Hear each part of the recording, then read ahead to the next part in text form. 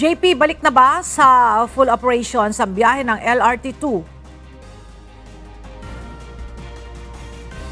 Ella, matapos nga magka-aberya kaninang umaga, as of 8:52 AM kanina ay balik na rin naman sa full operation itong LRT2. Yung mga istasyon ng tren mula sa may Recto Station sa Maynila hanggang sa Antipolo ay masasakyan na ng mga pasahero. Bandang alas 6 nga kaninang umaga ay nagpatupad ng provisionary service ang LRT2. Nagkaaberya ang tren dahil sa nasirang catenary wire o yung mga kable na nagsusupply ng kuryente sa mga tren sa reversing track area nito sa Santolan. Pansamantalang nilimitahan ang operasyon kanina mula sa Recto Station sa Maynila hanggang sa Araneta Center Cubao Station lamang.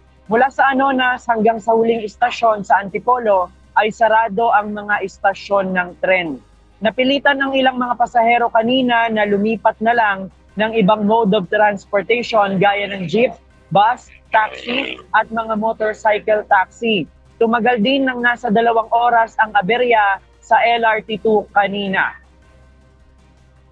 Ella, ayon sa LRT2, iimbestigahan pa nila kung ano yung naging dahilan kung bakit nasira yung catenary wire nga dito sa linya ng tren. At inaantabayanan lang din natin kung mapapaundakan pa tayo ng panayam para makakuha ng iba pang detalye kung ano naman yung gagawin ng LRT2 para maiwasan o hindi na maulit yung ganitong klase ng aberya na nagiging perwisyo nga dun sa ibang mga pasahero.